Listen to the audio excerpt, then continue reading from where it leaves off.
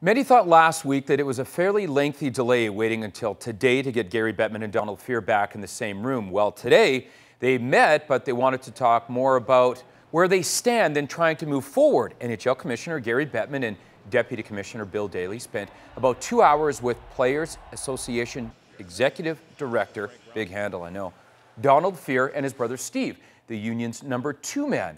The sides are planning to resume talks this week with competing bids on the table and no clear road forward, really, though. The current collective agreement is set to expire September 15th when the NHL says it will lock out the players if a new deal hasn't been reached. Well, hockey season is nearly upon us. Whether the NHL comes back on time is another story, but the season is nearly here. Hockey schools are wrapping up as tryouts are on the horizon for the young players. But for a young female player, this summer has been much different than any other.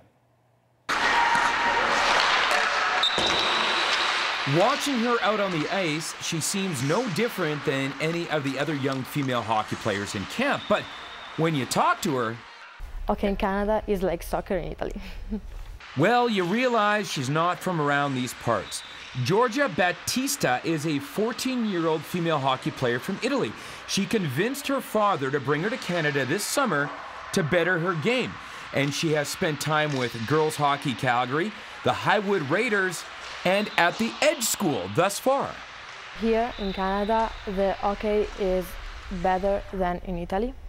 And in Canada, I have more opportunities to play hockey. Currently in Italy, Giorgia is a member of the Italian under-18 development team. She hopes to play in the CIS someday and is also hoping to maybe move to Canada for her next school year, possibly to the Edge School to focus on hockey. I think return to Canada and play hockey and make the university to play hockey. I really like Calgary. Derek Bidwell, CTV Sports. Of course she really likes Calgary, we all do. 3 female Cuban baseball players have disappeared in Edmonton, and it's believed the women have defected.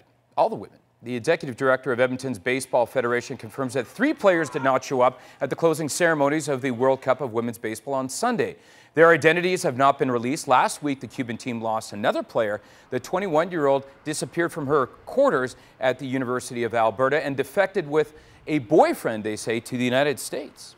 And finally, the story is an inspiring one for anyone who likes to play golf. Andrew Luria has the story of one golfer who envisions greatness despite a major setback.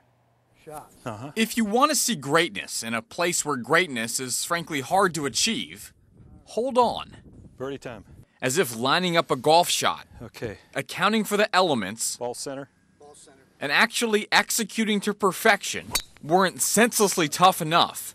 Try doing it in the tough circumstance of missing the most important sense of all. I didn't get really serious until I lost my eyesight. Tony Shiros is 65, blind in his right eye since he was 11. It was a bully. Yeah, one was a punch in the eye when I was a kid. Blind in his left eye since he was 29. And then the other one was a firecracker accident. 2 freak accidents led to his loss of sight.